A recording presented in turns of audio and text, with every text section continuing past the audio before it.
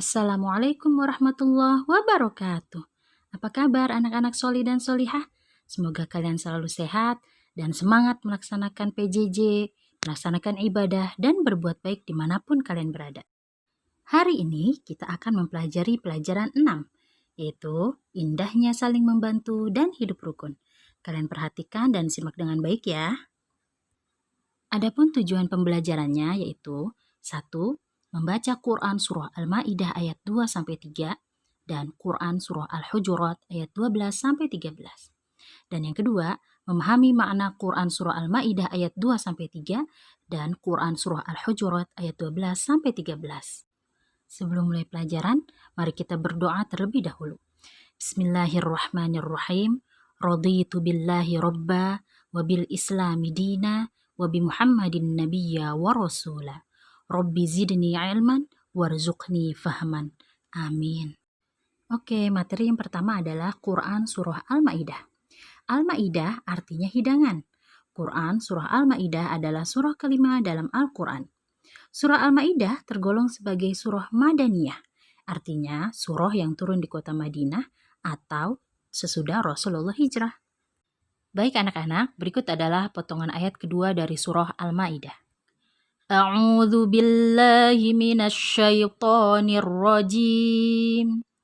Bismillahirrahmanirrahim. Wa ta'awanu 'alal birri wat taqwa.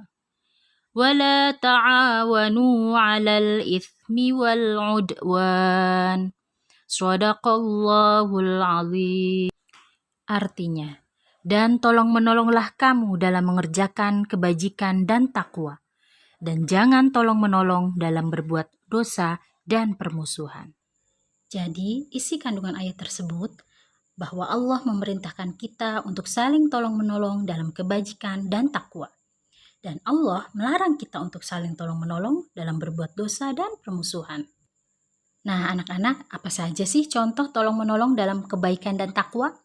Misalnya, menolong teman yang sedang tertimpa musibah, membantu orang tua di rumah, atau berpartisipasi dalam pembangunan masjid serta kegiatan keagamaan lainnya. Termasuk juga contohnya adalah kalian ikut bekerja bakti membersihkan lingkungan atau membersihkan sekolah yang disebut dengan piket. Nah, selanjutnya tolong-menolong dalam dosa dan permusuhan. Contohnya saling kerjasama atau mencontek satu ulangan. Terus kalian ikut teman untuk membolos sekolah, atau juga contohnya adalah misalnya kalian ikut dengan teman untuk tawuran pelajar. Itu adalah contoh tolong-menolong dalam dosa dan permusuhan. Selanjutnya adalah ayat ketiga dari surah Al-Ma'idah. A'udzu billahi minasyaitonir rajim. Bismillahirrahmanirrahim.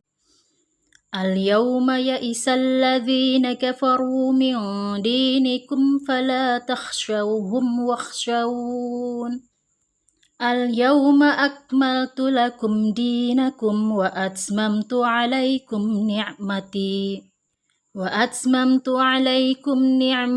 wa raditu lakumul Islam dina. Shadaqallahul 'azim. Artinya, pada hari ini orang-orang kafir telah putus asa untuk mengalahkan agamamu. Sebab itu, janganlah kamu takut kepada mereka dan takutlah kepadaku.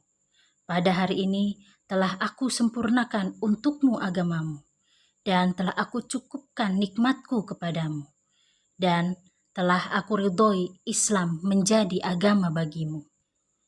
Nah anak-anak, isi kandungan dari potongan ayat ketiga surah Al-Ma'idah tersebut adalah bahwa kita harus takut hanya kepada Allah, bukan yang lain. Nah, bagaimana caranya? Dengan cara melaksanakan segala perintah Allah dan menghindari segala larangannya. Ajaran Islam yang disampaikan oleh Nabi Muhammad harus kita yakini dan amalkan.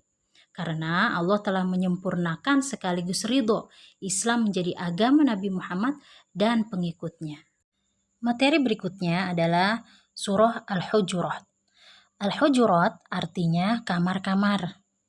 Nah, surah Al-Hujurat ini adalah surah yang berada pada urutan ke-49 dalam Al-Quran dan tergolong sebagai kelompok surah Madaniyah. Sudah Ibu jelaskan sebelumnya ya anak-anak apa artinya Madaniyah.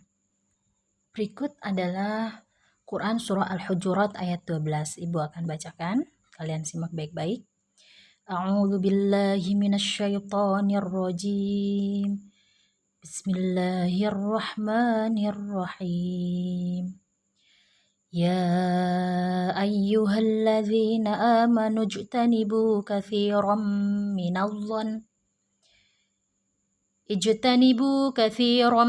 minadh-dhanni inna ba'dadh-dhanni ithmun ولا تجسسوا ولا يغتب بعضكم بعضا أيحب أحدكم أن يأكل لحم أخيه ميتا فكرهتموه واتقوا الله innallaha tawwabur rahim. Artinya, wahai orang-orang yang beriman, jauhilah banyak dari prasangka. Sesungguhnya sebagian prasangka itu dosa. Dan janganlah kamu mencari-cari kesalahan orang lain. Dan janganlah ada di antara kamu yang menggunjing sebagian yang lain. Apakah ada di antara kamu yang suka memakan daging saudaranya yang sudah mati?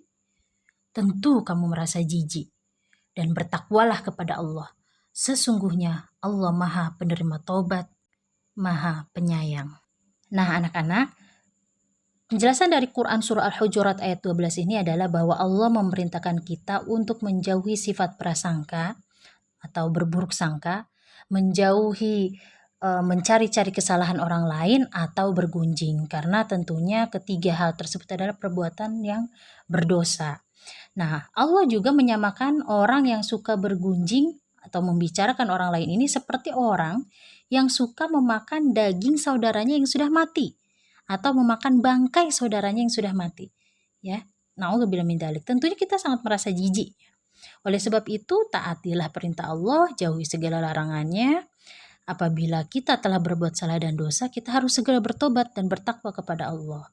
Karena sesungguhnya Allah Maha Penerima Taubat lagi Maha Penyayang. Berikutnya adalah ayat ke-13 dari surah Al-Hujurat. A'udzu billahi minasyaitonir rajim. Bismillahirrahmanirrahim. Ya ayyuhan nasu inna khalaqnakum min dzakarin wa untha wa ja'alnakum syu'uban wa qabaila lita'arafu. Inna akramakum 'indallahi atqakum. Innallaha alimun khabir. Shadaqallahul azim. Artinya, wahai manusia, sungguh kami telah menciptakan kamu dari seorang laki-laki dan seorang perempuan. Kemudian kami jadikan kamu berbangsa-bangsa dan bersuku-suku agar kamu saling mengenal. Sesungguhnya yang paling mulia di antara kamu di sisi Allah ialah orang yang paling bertakwa. Sungguh Allah Maha Mengetahui, Maha Teliti. Surah Al-Hujurat ayat 13 ini menjelaskan bahwa pada dasarnya Allah Subhanahu wa Ta'ala tidak membedakan kedudukan manusia, baik dari jenis kelamin laki-laki maupun perempuan, baik suku bangsa maupun ras. Semuanya sama di hadapan Allah. Yang membedakan hanyalah tingkat ketakwaan kita kepada Allah Subhanahu wa Ta'ala. Allah memang telah menciptakan kita atau manusia berbeda-beda bangsa maupun berbeda-beda suku. Tujuannya adalah supaya kita bisa saling mengenal satu sama lain. Nah, dengan kita saling mengenal maka akan terhindar salah paham, prasangka negatif, atau saling bergunjing yang tidak benar. Dengan demikian, tidak ada di antara kita yang saling menganggap diri kita lah yang paling benar atau paling baik. Karena Allah sudah mengingatkan tadi bahwa sesungguhnya yang paling mulia di antara kamu di sisi Allah ialah orang yang paling bertakwa. Semoga kita bisa tergolong sebagai orang-orang yang bertakwa di sisi Allah ya anak-anak. Amin ya rabbal alamin. Demikian penjelasan dari Ibu. Semoga kalian dapat memahami dengan baik dan bermanfaat bagi kalian semua ya anak-anak. Sekian, billahi taufiq wal hidayah. Wassalamualaikum warahmatullahi wabarakatuh.